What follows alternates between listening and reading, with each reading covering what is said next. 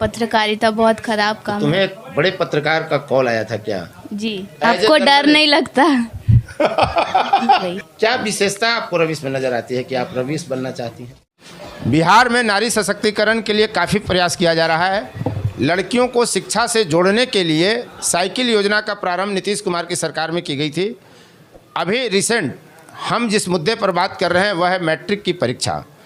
बिहार ने रिकॉर्ड समय में मैट्रिक की परीक्षा 34 दिन में जारी कर दी और 16 लाख से अधिक छात्र छात्रा इस परीक्षा में शामिल हुए।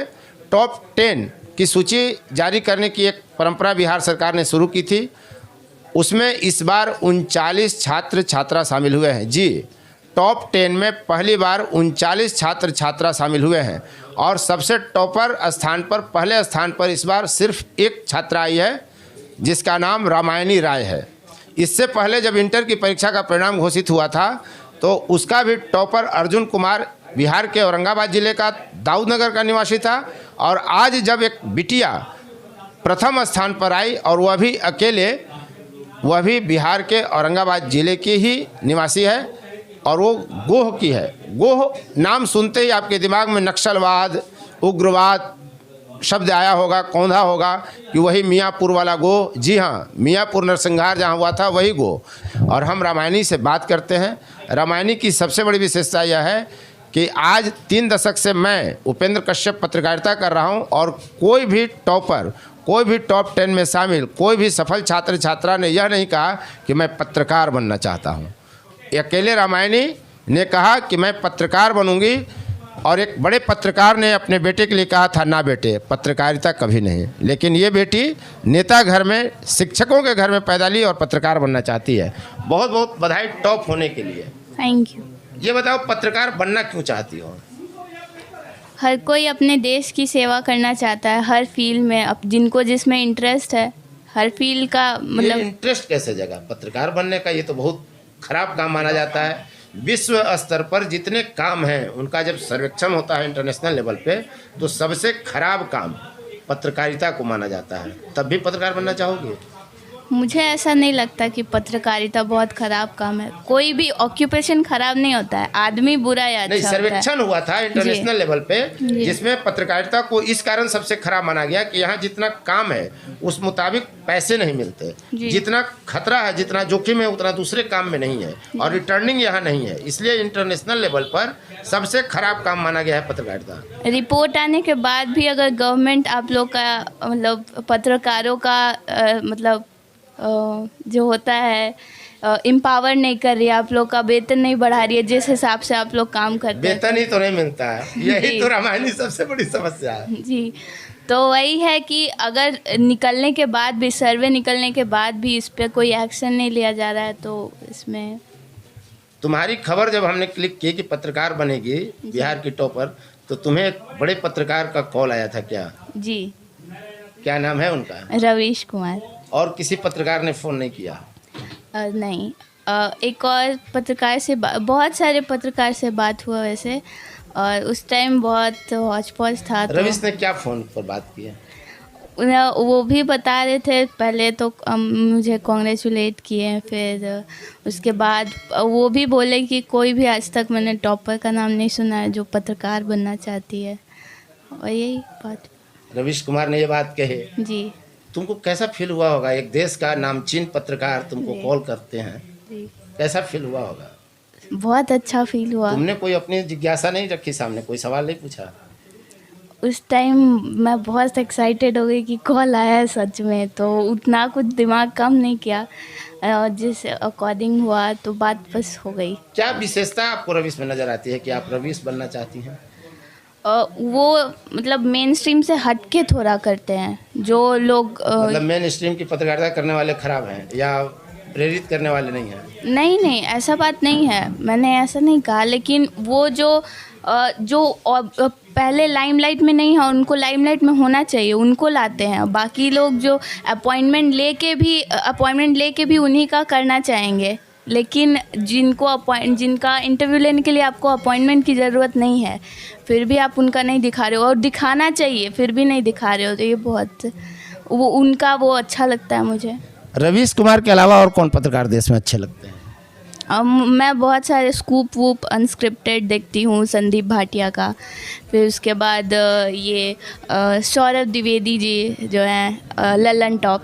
अच्छा, मतलब पत्रकारिता को देखते रहती हो, पत्रकारिता समझने की कोशिश करते रहती हो, जी इसीलिए पत्रकार बनना चाहती हो, जी। हैं? यदि तुमको आज पत्रकार मान लें हम और तुम रवीश कुमार का इंटरव्यू ले रही हो तो पहला प्रश्न क्या पूछोगे? आपको डर नहीं लगता? किस चीज़ से? लोग डर के ही नहीं करना चाहते। जैसे आप बोले कि जितना खतरा है और जितना कम पैसा है फिर भी आप वो कर रहे हो, तो आपको डर नहीं लगता? मतलब रवीश से पहला प्रश्न यही होगा कि आपको डर नहीं लगता। किससे डर? सत्ता से, पब्लिक से, किससे? जेल जाने से। जेल कौन भेजेगा? पता नहीं। रवीश को डर किस चीज़ से लगना चाहिए? डरना तो किसी से नहीं चाहिए। तो फिर क्यों डर तुम कह रही हो? नहीं, आपको मतलब आपका जो आप अभी जो नया जो कर रहे हैं उनको आप डरा धमका रहे हो। आपको पहले नहीं बोला जाता था कि आप ये काम कर रहे हो, तो आपको डर क्यों नहीं लगता है? लेकिन पहले बहुत ज़्यादा अभी के अकॉर्डिंग ज़्यादा फ्रीडम ऑफ स्पीच था, जो कि आज मैं मतलब जो भी है यही पूछता है कि आप क्यों नहीं डरते हो, डर क्यों नहीं रहे हो।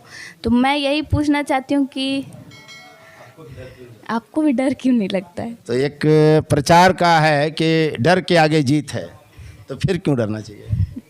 डरना चाहिए। और दूसरा प्रश्न, गलती किसी और की और जान मेरी जाए क्यों? तो दूसरा और कौन प्रश्न पूछोगे? वो तो मिलेंगे तब पूछेंगे। मिलेंगे तब? मैंने मिलने की इच्छा है रवीश से? जब मैं सक्सेसफुल होंगी तब मिलूंगी, अभी नहीं। और अभी अगर रवीश कुमार मिलना चाहे तो? ऐसा नहीं है, ऐसा नहीं है। बिना अपॉइंटमेंट के रवीश मिल सकते हैं? बिल्कुल। अच्छा, रवीश के अलावा उसी पैरेलल में और भी हैं, अंजना ओम कश्यप हैं, श्वेता सिंह हैं, सुधीर चौधरी हैं, इनमें आपको कौन अच्छा लगता है? वैसे तो मैं इन लोगों को ज़्यादा मतलब फॉलो नहीं कर पाती हूँ। मुझे जो फर्स्ट टाइम में अच्छा लगा वो मैं देखती हूँ। रवीश बन जाना है? जो है एग्जिस्टेड उनका नहीं, उनसे इंस्पायर होना है, वो बन थोड़ी जा सकते हैं, वो कुछ और ही हैं, वो अलग हैं। तो थोड़े ही है रवीश, हम भी बन सकते हैं, तुम भी बन सकती हो। नहीं, आप मेरे जैसा बन सकते हैं ना, मैं आप, हर की अलग एक क्या बात होती है। अच्छा, रामायणी ये बताओ कि तुमको कब पता चला कि तुम टॉपर हो? जैसे रिजल्ट अनाउंसमेंट हुआ, हम लोग ट्यूशन में वेट ही कर रहे थे 3 बजे से। मतलब इसलिए वेट कर रहे थे कि टॉप आना है? हम लोग टॉप 10 में डिसाइडेड थे कि आना ही है। कैसे? क्योंकि सर प्रिडिक्ट किए थे, जो हम लोग का लगातार 1 महीना टेस्ट लिए थे उसका एवरेज निकाल के प्रिडिक्ट किए थे। और मेरी जो दोस्त है प्रज्ञा, वो दोनों का प्रिडिक्ट किया कि 1 to 3 में आ जाएगी। मतलब एग्ज़ाम देने के बाद पूछे थे कैसा गया, तो इतना कोई कैसे अनुमान लगा लेगा? लिखा हुआ दिखा सकती हूँ आपको। ये पत्रकार वाली भाषा बोल रही हो। देखिए, ये पत्रकार वाला गुण इसमें आ गया है अभी से ही। हाँ, बाल सुलभ चंचलता तो है ही। देखिए, दिखा रही, यानी कल्पना करिए कि एक लड़की जो परीक्षा दे रही है वो पहले से तय कर चुकी है कि मुझे टॉप 3 में आना है, टॉप 10 में नहीं है, टॉप 3 में शामिल होना है। और टॉप देखिए कब का भेजा हुआ है, February 24। देखिए 24 फरवरी को ये क्या लिखी हो? सर लिख के भेजे हैं कि किसका कितना आ सकता है। अच्छा, ये प्रज्ञा का जो 3rd आई है। हाँ। और ये है मेरा 97.2, मेरा 97.4। वाह, 97.2 आने का अनुमान था और 97.4 आया, तब तुम पत्रकार बन गई।